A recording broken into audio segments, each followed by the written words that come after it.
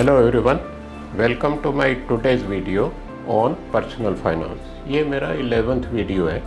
10th video आपने financial planner पे देखा होगा। फाइनेंशियल प्लानर की कहाँ ज़रूरत होती है, वो आपके लॉन्ग टर्म जो प्लान है, लॉन्ग टर्म गोल है, उनको अचीव कराने में हेल्प करेगा। फाइनेंशियल प्लानर आपको टैक्स प्लानिंग में भी हेल्प करता है।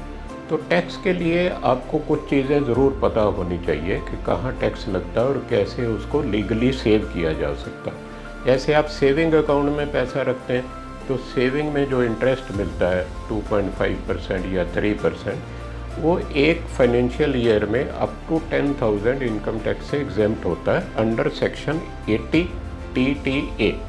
ये पुराने इनकम टैक्स के रिजीम में था।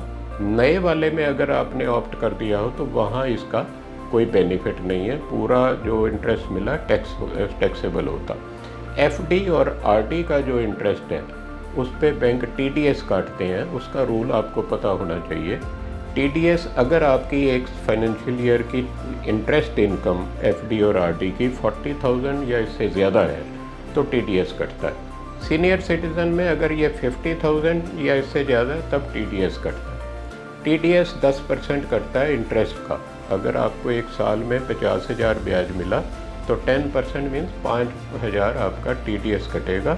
वो इनकम टैक्स डिपार्टमेंट में बैंक जमा कर देता। अगर आप चाहते हो कि आपकी इनकम जो है टैक्सेबल नहीं है तो आप बैंक को 15G या 15H फॉर्म दे सकते हैं। अगर आप सीनियर सिटीज़न हैं तो 15H दीजिए, अदरवाइज 15G दीजिए।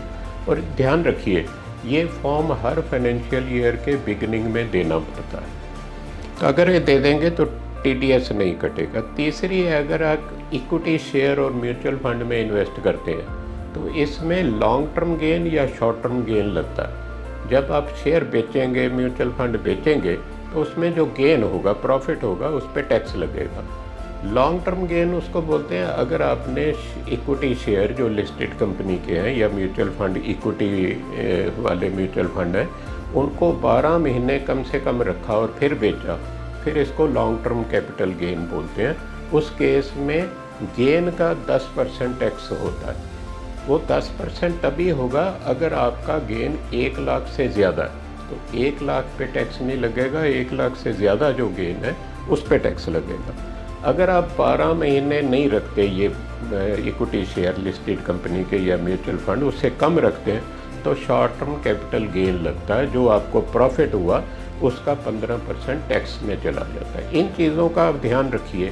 पर्सनल फाइनेंस में tax planning is also very important. Hope you liked it, and if you have liked please share with your friends and subscribe to our channel. Thank you.